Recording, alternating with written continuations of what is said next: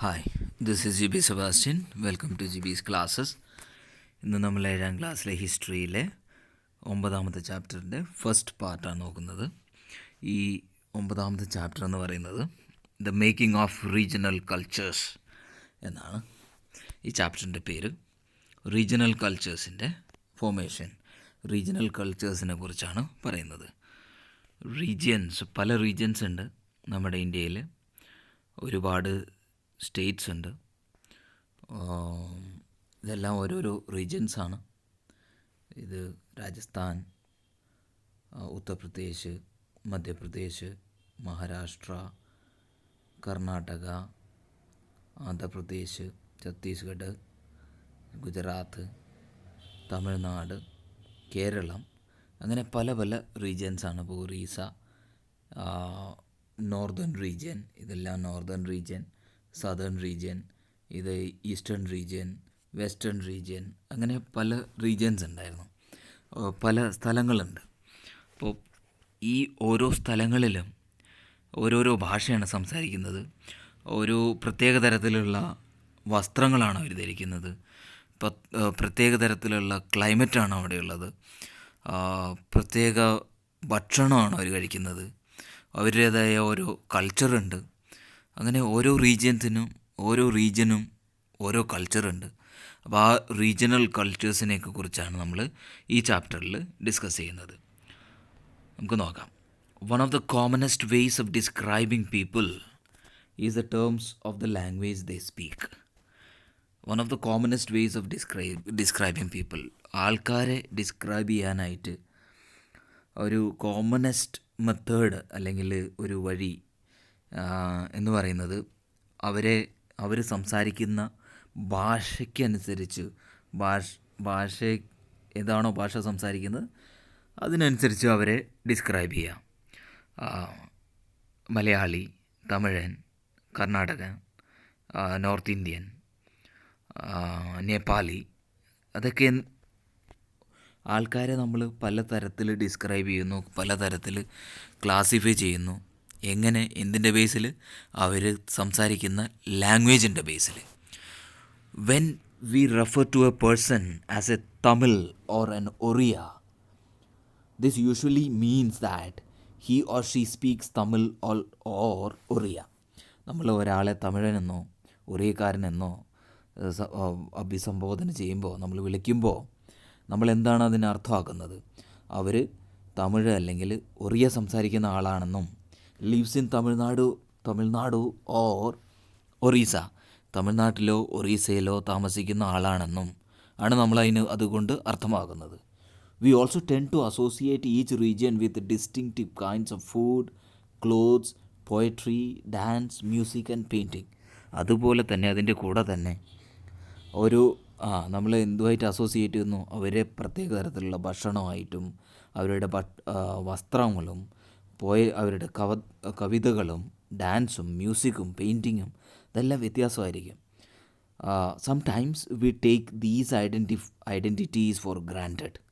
നമ്മളതിനെ വളരെ കാര്യമായിട്ട് എടുക്കുന്നില്ല ചിലപ്പോഴൊന്നും. ഈ ഐഡൻറ്റിറ്റീസിനെയൊന്നും നമ്മൾ ശരിയായിട്ട് അതിൻ്റെ പ്രാധാന്യം കൊടുക്കുന്നുണ്ടാവില്ല. Assume that they have existed from time immemorial. അപ്പോൾ നമ്മളിങ്ങനെ എന്ത് വിചാരിക്കുന്നു? അതൊക്കെ പണ്ട് മുതലേ ഉള്ളതാണ്. ടൈം ഇമ്മമോറിയൽ എന്ന് പറയുന്നത് ഒരുപാട് കാലം മുമ്പേ ഉള്ള കാര്യങ്ങളാണെന്ന് വിചാരിച്ചുകൊണ്ട് നമ്മളതിനെയൊന്നും വലിയ കാര്യമായിട്ട് എടുക്കുന്നില്ല. However, the frontiers separating regions have evolved over time and in fact are still changing. എന്നിരുന്നാലും ഈ ഫ്രണ്ടിയേഴ്സ് എന്ന് പറഞ്ഞാൽ ഈ അതിർത്തികൾ, ഓരോ റീജിയനും തമ്മിലുള്ള അതിർത്തികൾ, separating the regions have evolved over time. ഒരുപാട് കാലം കൊണ്ടാണ് ഈ അതിർത്തികൾ ഉണ്ടായത്. തമിഴ്നാടും കേരളവും തമ്മിലുള്ള അതിർത്തി. അപ്പോൾ അവിടെ തമിഴ്നാട്ടിൽ താമസിക്കുന്നത് തമിഴന്മാരും കേരളത്തിൽ താമസിക്കുന്നത് മലയാളികളും, അങ്ങനെ ഈ രണ്ടും തമ്മിലുള്ള ഒരു അതിർത്തിയും അതെല്ലാം ആ ഫ്രണ്ടിയേഴ്സ് എല്ലാം ഒരുപാട് സമയം കൊണ്ട് രൂപപ്പെട്ടു വന്നതാണ്. പക്ഷേ ഇപ്പോഴും അത് ചേഞ്ച് വന്നുകൊണ്ടിരിക്കുന്നുമുണ്ട്. അതിൽ what we understand as a regional culture today are often the product of complex processes of intermixing of local traditions with ideas from other parts of the subcontinent. അപ്പോൾ നമ്മൾ ഈ ഒരു റീജിയണൽ കൾച്ചർ എന്ന് നമ്മൾ ഇപ്പോൾ മനസ്സിലാക്കുന്ന ഈ regional culture is a product of complex processes of intermixing of local traditions. കുറേ ലോക്കൽ ട്രഡീഷൻസ് അങ്ങോട്ടും ഇങ്ങോട്ടും ഇൻ്റർമിക്സ് ആയിട്ടൊക്കെയാണ് ഈ റീജിയണൽ കൾച്ചേഴ്സ് ഉണ്ടായിരിക്കുന്നത്. As well as we will see some traditions appear specific to some regions, others seem to be similar across regions, and yet others derive from older practices in a particular area but take a new form in other regions. As we will see, നമ്മൾ നോക്കുമ്പോൾ some traditions appear specific to some regions. ചില traditions ചില specific റീജിയൻസിൽ, ഒരു പ്രത്യേക റീജിയനിൽ മാത്രം, പ്രത്യേക സ്ഥലത്ത് മാത്രമേ കാണുള്ളൂ. Others seem to be similar across the regions. ചില ട്രഡീഷൻസ് എന്ന് പറയുന്നത് കുറച്ച് റീജിയൻസിൽ കാണാൻ പറ്റും. 2, 3, 4 റീജിയൻസിൽ എല്ലാവരുടെയും ഈ ഒരു കോമൺ ട്രഡീഷൻ കാണാൻ പറ്റും. ഇപ്പോൾ സൗത്ത് ഇന്ത്യയിലെ കോമൺ അവിടെയുള്ള ഭക്ഷണങ്ങളും അങ്ങനെയുള്ള കാര്യങ്ങളെല്ലാം കർണാടകയിലോ തമിഴ്നാട്ടിലോ കേരളത്തിലോ ആന്ധ്രയിലൊക്കെ ഏകദേശം സെയിം ആയിട്ടുള്ള കുറേ അങ്ങനെയുള്ള ട്രഡീഷൻസ് അല്ലെങ്കിൽ ഫീച്ചേഴ്സ് കാണാൻ പറ്റും. Yet others derive from older practices in a particular area. ചില ട്രഡീഷൻസ് എന്ന് പറയുന്നത് ആ സ്ഥലത്ത് നേരത്തെ ഉണ്ടായിരുന്ന ഓൾഡർ പ്രാക്ടീസസ് അതിൽ നിന്നുണ്ടായതായിരിക്കാം. But take new form in other regions. മറ്റു പല റീജിയൻസിലും അത് ഒരു പുതിയ രൂപമായിട്ട് രൂപാന്തരപ്പെട്ട് അല്ലെങ്കിൽ മാറി വരുന്നതായിട്ട് നമുക്ക് കാണാൻ പറ്റും. ഇതിൽ ഈ ചാപ്റ്ററിൽ നമ്മൾ ആദ്യമായിട്ട് നോക്കുന്നത് Cheras and the development of Malayalam. ചേരാസിനെ കുറിച്ചും മലയാളത്തിൻ്റെ ഡെവലപ്മെൻറ്റിനെ കുറിച്ചുമാണ് ഈ ടോപ്പിക്കിൽ നമ്മൾ ഡിസ്കസ് ചെയ്യുന്നത്. Let us begin by looking at an example. നമ്മളിത് ഒരു എക്സാമ്പിൾ നോക്കിയിട്ടാണ് തുടങ്ങാൻ പോകുന്നത്. Of connection between the language and the region. ലാംഗ്വേജും ഭാഷയും റീജിയനും തമ്മിലുള്ള ഒരു കണക്ഷൻ നോക്കട്ടെ. അതിൻ്റെ ഒരു എക്സാമ്പിളാണ് നമ്മൾക്ക് ഇവിടെ ഡിസ്കസ് ചെയ്യുന്നത്. ദ ചേര കിങ്ഡം ഓഫ് മഹോദയപുരത്തിലെ Chera kingdom was established in the 9th century in the south western part of പെനിൻസുലയുടെ സൗത്ത് വെസ്റ്റേൺ പാർട്ടിൽ എസ്റ്റാബ്ലിഷ് ഡെവലപ്പ് ചെയ്തു വന്ന ഒരു ചേര കിങ്ഡം, ഒരു ഡൈനാസ്റ്റിയാണ്, ഒരു കിങ്ഡമാണ് Chera kingdom. Part of present day Kerala. ഇപ്പോഴത്തെ കേരളത്തിൻ്റെ കുറച്ച് പാർട്ടിൽ എസ്റ്റാബ്ലിഷ് ഡെവലപ്പ് ചെയ്ത ഒരു കിങ്ഡമാണ് ചേര കിങ്ഡം. നമുക്കത് എവിടെയാണെന്ന് നോക്കാം. ഇതാണ് പെനിൻസുല എന്ന് പറയുന്നത് 3 സൈഡിലും കടലാൽ ചുറ്റപ്പെട്ട ആ ലാൻഡിനെയാണ് പറയുന്നത് പെനിൻസുല എന്ന് പറയുന്നത്. അപ്പോൾ ഇവിടെയാണ് നമ്മുടെ കേരളം ഉള്ളത്. ഈ കേരളത്തിൽ ഉണ്ടായിരുന്ന ഒരു Chera kingdom.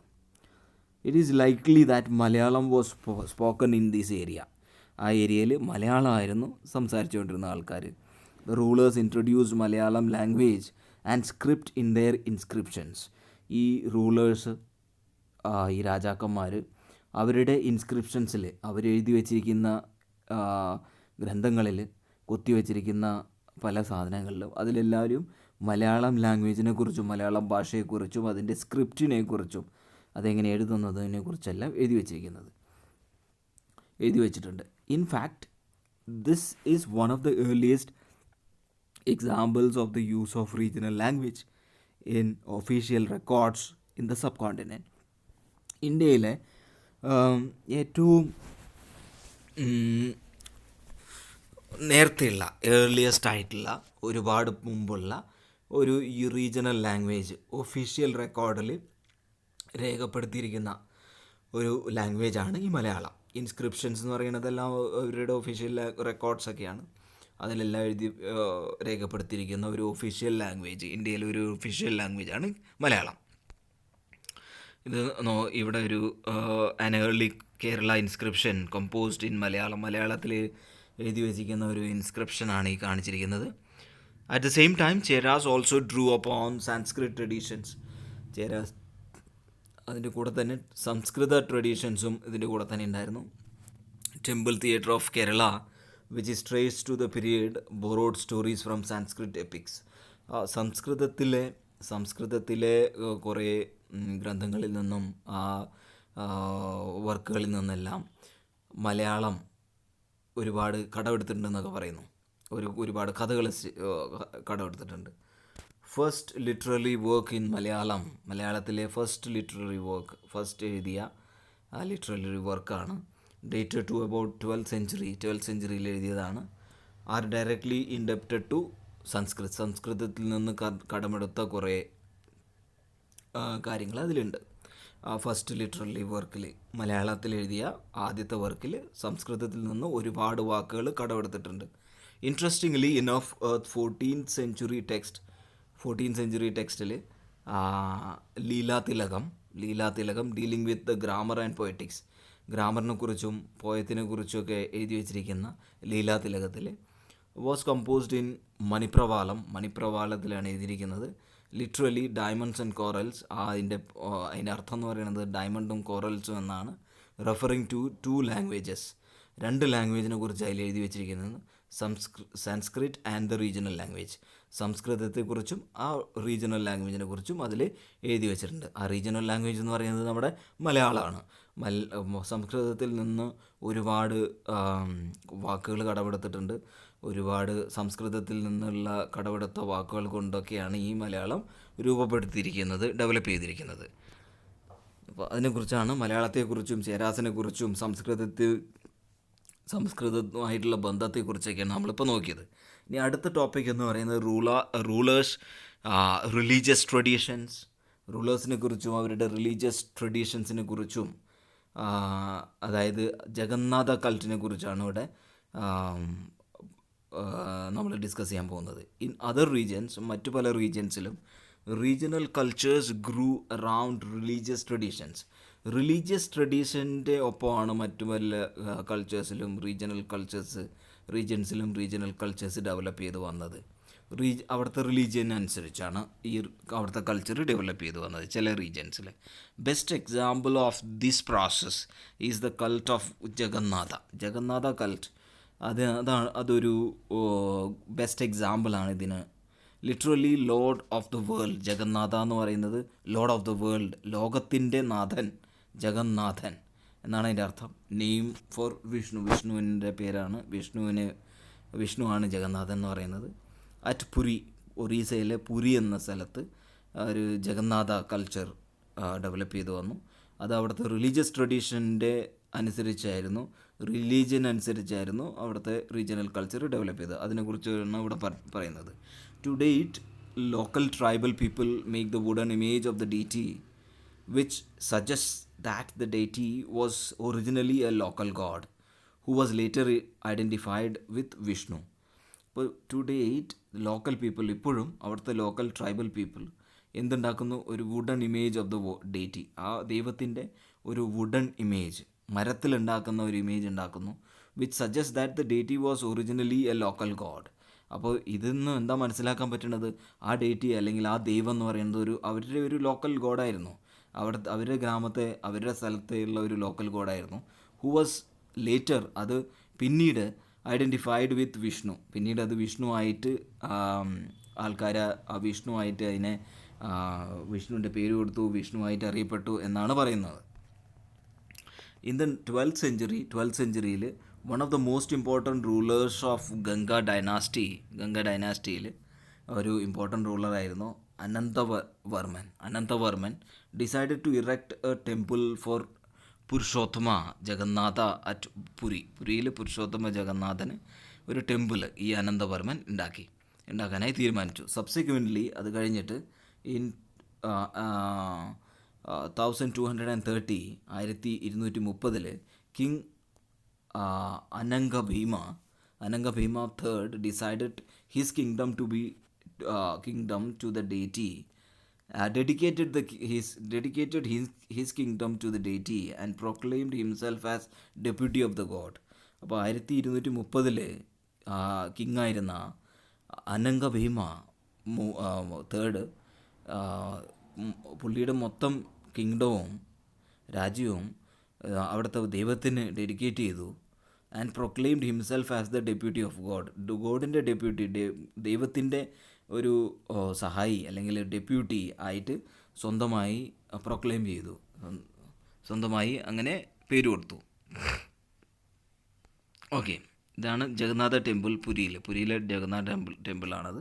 As the temple gained in importance as a centre of പിൽഗ്രിമേജിൻ്റെ തീർത്ഥയാത്രേൻ്റെ ഒരു സെൻറ്ററായിട്ട് മാറി ആ temple. Its authority in social and political matters also increased. അതിൻ്റെ സോഷ്യൽ മാറ്റേഴ്സിലും പൊളിറ്റിക്കൽ മാറ്റേഴ്സിലുമുള്ള പവർ, അതോറിറ്റി അതും ഇൻക്രീസായി, അതും കൂടി വന്നു. ഈ ആൾക്കാർ തീർത്ഥയാത്രികൾ വരാൻ തുടങ്ങി, വലിയ ഫേമസ് ആയി മാറിയപ്പോൾ. All those who conquered Orissa conquer ചെയ്ത, ഒറീസ വെട്ടിപ്പിടിച്ച അല്ലെങ്കിൽ ഒറീസനെ തോൽപ്പിച്ച എല്ലാ എംപറേഴ്സും such as Mughals, Marathas, English East India Company attempted to gain control over the temple.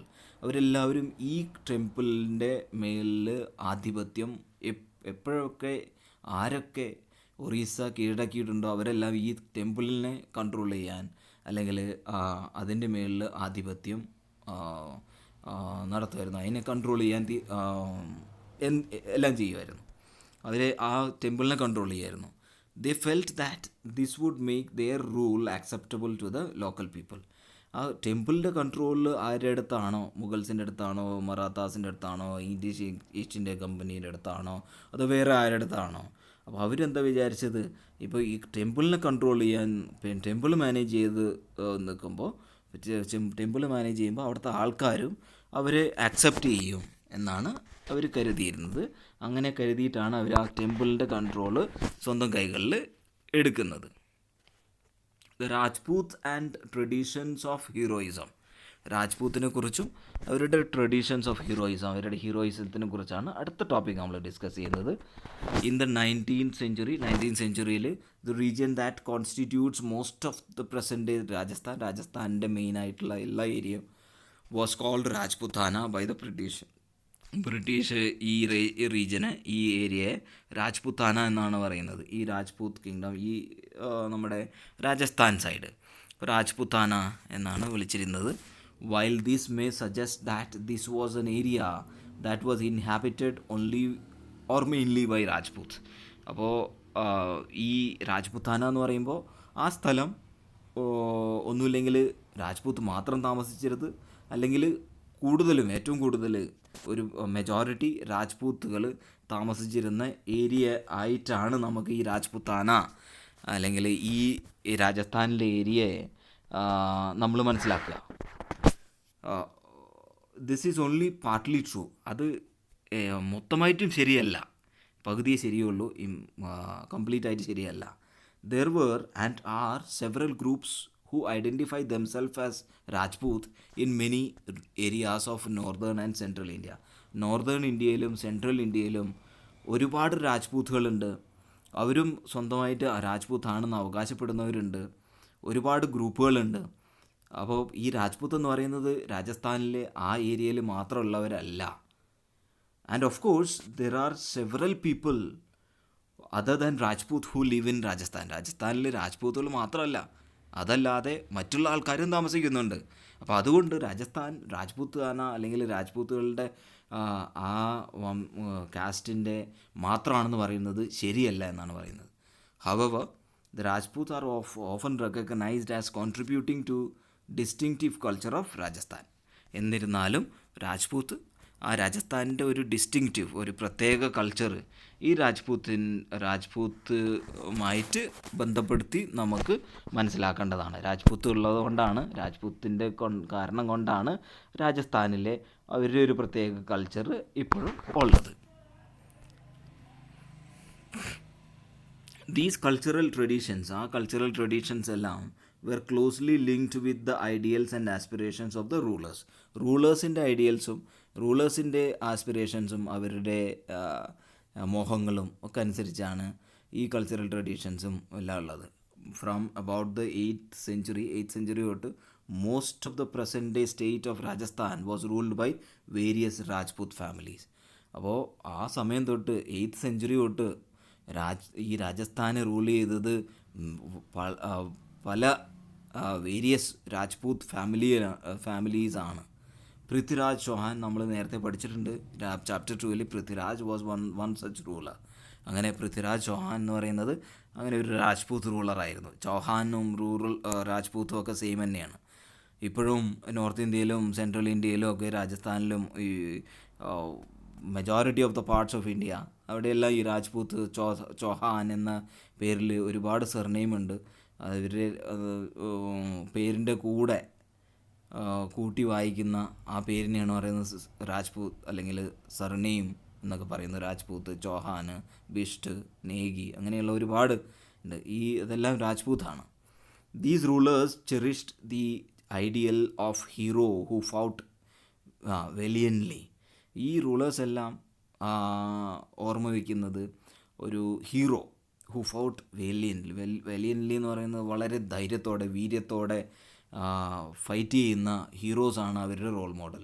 Often choosing death on the battlefield rather than face death defeat അല്ലെങ്കിൽ തോൽക്കുന്നതിനെക്കാട്ടിലും മരിക്കുന്നതാണ് ബാറ്റിൽ ഫീൽഡിൽ, യുദ്ധക്കളത്തിൽ മരിക്കുന്നതാണ് നല്ലതെന്ന്, അതാണ് ബെറ്റർ എന്ന് വിചാരിക്കുന്ന ആൾക്കാരാണ് ഈ രാജ്പൂത് ക്ഷത്രിയന്മാരാണ്. Stories about Rajput heroes were recorded in the poems and songs. പോയത്തിലും കവിതകളിലും പാട്ടുകളിലൊക്കെ അവരുടെ ആ രാജ്പൂത് ഹീറോസിൻ്റെ കഥകൾ ഉള്ള പാട്ടുകളും കവിതകളൊക്കെ ഉണ്ടെന്ന് പറയുന്നു. Which were recited by specially trained minstrels. അപ്പോൾ സ്പെഷ്യലി ട്രെയിൻഡ് ആയിട്ടുള്ള ആൾക്കാർ, കവികൾ അത് ഇങ്ങനെയുള്ള പാട്ടുകൾ പാടും. These preserved the memories of the heroes and were expected to inspire others to follow their example. അപ്പോൾ അങ്ങനെ പാടിയാണ് അവരുടെ ഹീറോസിൻ്റെ മെമ്മറീസ്, അവരുടെ ഓർമ്മകൾ ഇപ്പോഴും നിലനിൽക്കുന്നത്. And expected to inspire others, അത് മറ്റുള്ളവരെ ഇൻസ്പയർ ചെയ്യും, മോട്ടിവേറ്റ് ചെയ്യുന്നു. ടു ഫോളോ ദെയർ എക്സാമ്പിൾ, ആ റോൾ മോഡൽസിനെ ഫോളോ ചെയ്യാനായിട്ട് മറ്റുള്ളവരെ ഈ സ്റ്റോറീസ് എല്ലാം മോട്ടിവേറ്റ് ചെയ്യുന്നു. Ordinary people were also attracted by these stories. Ordinary പീപ്പിളും ഈ കഥകളെല്ലാം കേട്ട് അവരും അട്രാക്റ്റ് ആവും, ഇൻഫ്ലുവൻസ്ഡ് ആവും, മോട്ടിവേറ്റഡ് ആവും. Which often depicted dramatic situations and range of strong emotions. അപ്പോൾ അങ്ങനെ ഡ്രമാറ്റിക് സിറ്റുവേഷൻസും സ്ട്രോങ് ഇമോഷൻസ് എല്ലാം മറ്റുള്ളവരിൽ വരുത്താനായിട്ട് ഈ കഥകളും പാട്ടുകളും ഒക്കെ സഹായിക്കും. Loyalty, friendship, love, valour, anger അങ്ങനെയുള്ള ഇമോഷൻസ് എല്ലാം മറ്റുള്ളവരിൽ വരുത്താനായിട്ട്, മറ്റുള്ളവരിൽ ഉണ്ടാക്കാനായിട്ട് ഈ കഥകളെല്ലാം സഹായിക്കുന്നു. Did women find a place in these stories? Women, സ്ത്രീകൾക്ക് ഈ സ്റ്റോറികളിലെല്ലാം എവിടെയെങ്കിലും ഒരു പ്ലേസ് ഉണ്ടോ? അവരെക്കുറിച്ച് വല്ലതും പറയുന്നുണ്ടോ? Sometimes they figure as a cause for conflicts അല്ലെങ്കിൽ യുദ്ധങ്ങൾക്ക് ഒരു കാരണമായിട്ട് വിമൻസിനെ ഡിപ്പിക്റ്റ് ചെയ്യുന്നുണ്ട്, അവരെക്കുറിച്ച് പറയുന്നുണ്ട്. They figure as a cause of conflicts, അവർ ഒരു കോൺഫ്ലിക്റ്റുകളുടെ കാരണം ആയിട്ട് കാണിക്കുന്നുണ്ട്. As men fought with one another to either win or protect women. സ്ത്രീകളെ സംരക്ഷിക്കാനോ അല്ലെങ്കിൽ അവരെ നേടിയെടുക്കാനോ ആയിട്ട് ആണുങ്ങൾ അങ്ങോട്ടും ഇങ്ങോട്ടും യുദ്ധം ചെയ്തതായിട്ടും രാജാക്കന്മാർ യുദ്ധം ചെയ്തതായിട്ടൊക്കെ പറയുന്നുണ്ട്. Women are also depicted as following their heroic husbands in both life and death. ജീവിതത്തിലും മരണത്തിലും ഹസ്ബൻഡിനെ ഫോളോ ചെയ്യുന്നതായിട്ടും കാണിച്ചിട്ടുണ്ട്. There are stories about the practice of sati അതിനൊരു എക്സാമ്പിളാണ്. സതി എന്ന് പറയുന്നത് or the immolation of widows on the funeral pyre of their husbands. അതായത് അവരുടെ സ്ത്രീകളുടെ ഹസ്ബൻഡ് മരിക്കുമ്പോൾ അവരുടെ ചിതയിൽ, അവരെ കത്തിക്കുന്ന തീയിൽ ചാടി മരിക്കണം, അതായിരുന്നു സതി. അപ്പോൾ ഹസ്ബൻഡ്സിൻ്റെ കൂടെ ലൈഫിലും ജീവിതത്തിലും അവരുടെ മരണത്തിലും കൂടെ ഉണ്ടാവും, അല്ലെങ്കിൽ അങ്ങനെയൊക്കെ ചെയ്യണമെന്നൊക്കെയാണ് പണ്ടത്തെ ആ റോങ് പ്രാക്ടീസസ് ഉണ്ടായിരുന്നത്. സതി എന്നാണ് അതിൻ്റെ അർത്ഥം. അതൊക്കെ ഇപ്പോൾ നിർത്തി. those who followed the heroic deal often had to pay for it with their life. അപ്പോൾ ഹീറോയിക് ഡീൽ അല്ലെങ്കിൽ ഹീറോ ആയിരുന്ന അവർക്ക് അതിൻ്റെ കൂടെ തന്നെ ഒരുപാട് നഷ്ടങ്ങളും സഹിക്കേണ്ടി വന്നിട്ടുണ്ട് എന്നാണ് ഈ പാർട്ട് പറയുന്നത്. അടുത്ത പാർട്ട് നമ്മൾ ഡിസ്കസ് ചെയ്യുന്നത്, അടുത്ത ടോപ്പിക് എന്ന് പറഞ്ഞാൽ beyond regional frontiers the story of Kathak. Regional frontiers, regional ബൗണ്ടറീസിൻ്റെ അപ്പുറത്ത് സ്റ്റോറി ഓഫ് കഥക്കിൻ്റെ സ്റ്റോറി അതിനെക്കുറിച്ചാണ് പറയുന്നത്. The heroic traditions can be found in different regions in different forms. പല റീജിയൻസിലും പല ഫോമിൽ പല തരത്തിലായിട്ട് നമുക്ക് ഹീറോയിക് ട്രഡീഷൻസിനെ നമുക്ക് കാണാൻ പറ്റും.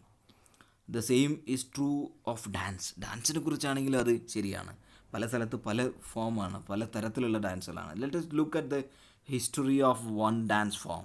ഒരു ഡാൻസ് ഫോം, അതായത് കഥക് എന്ന ഡാൻസ് ഫോമിൻ്റെ ഹിസ്റ്ററിയെക്കുറിച്ച് നമുക്ക് നോക്കാം. Now associated with several parts of north ഇന്ത്യയിൽ ഇത് ഒരുപാട് സ്ഥലങ്ങളിലുണ്ട്. The term Kathak is derived from katha, the word used in Sanskrit and other languages for story എന്നാണ് അതിൻ്റെ അർത്ഥം.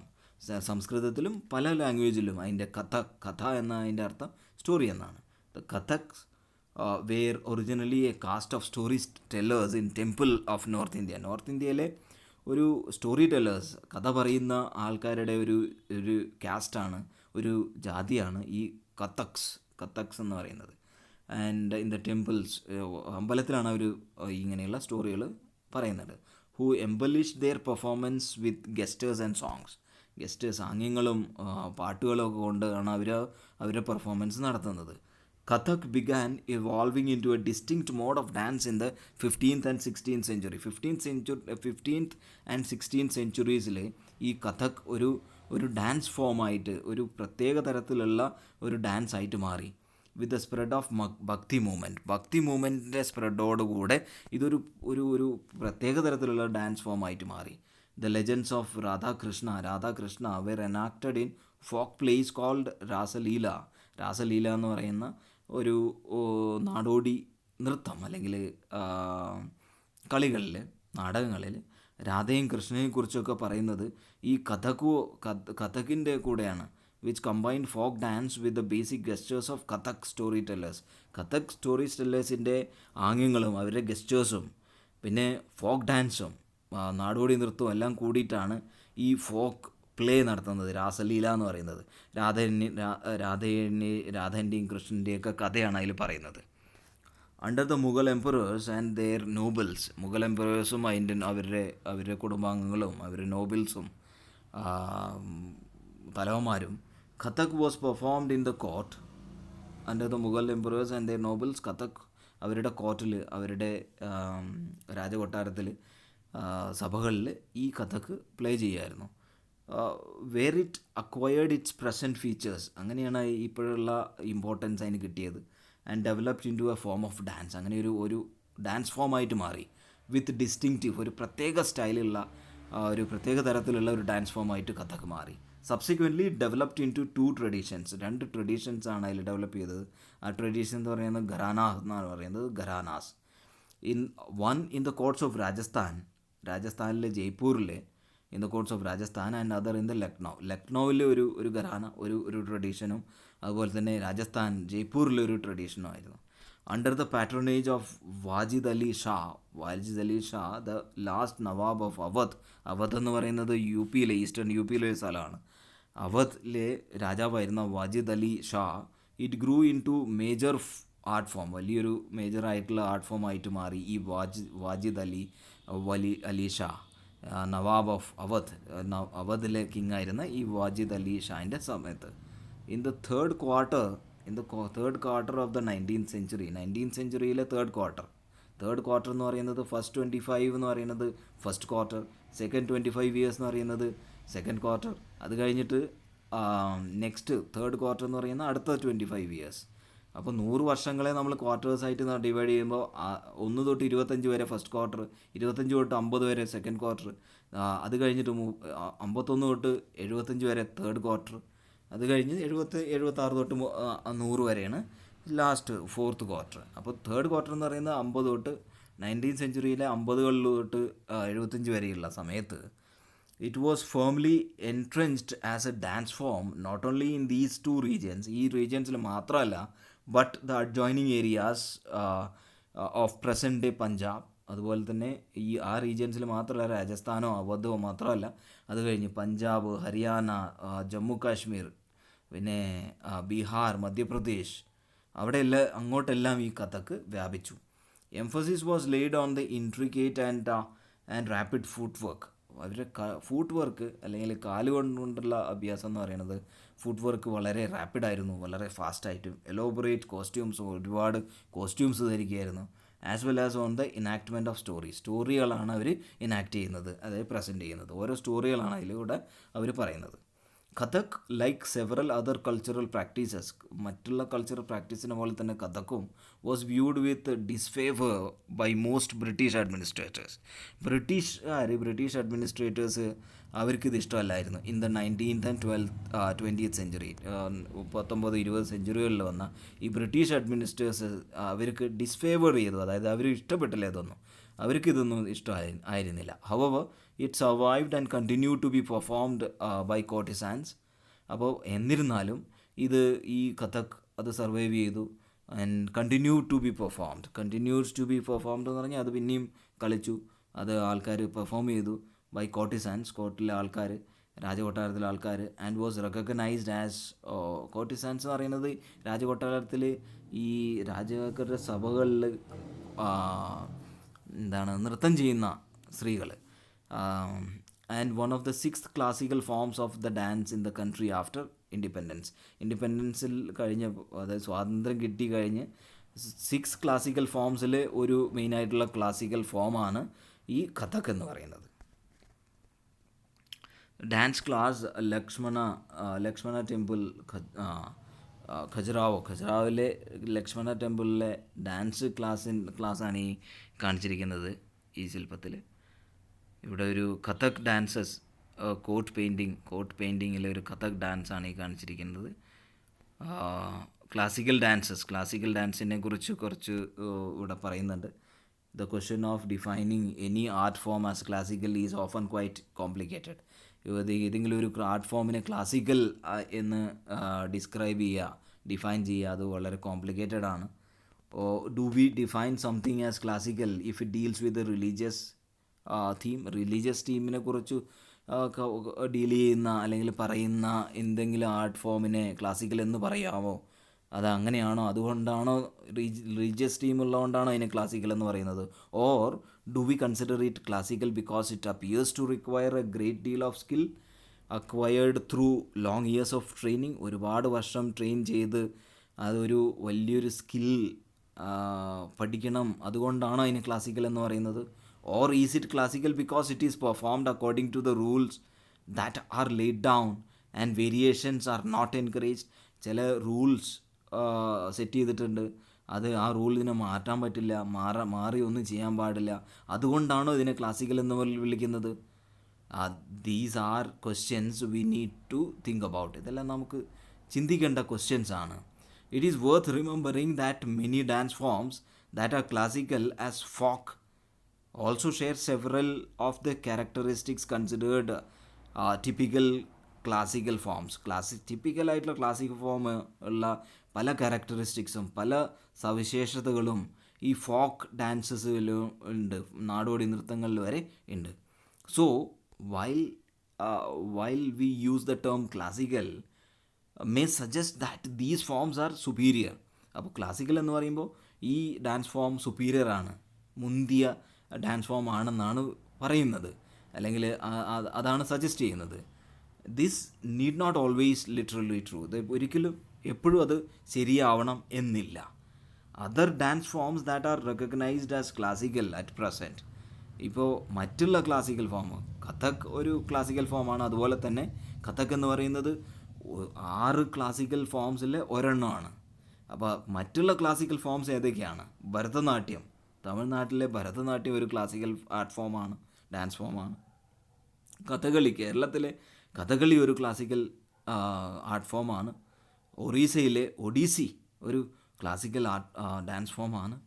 ആന്ധ്രാപ്രദേശിലെ കുച്ചിപ്പുടി ഒരു ക്ലാസിക്കൽ ഡാൻസ് ഫോമാണ്. എല്ലാം ഇത് ക്ലാസിക്കലാണ്.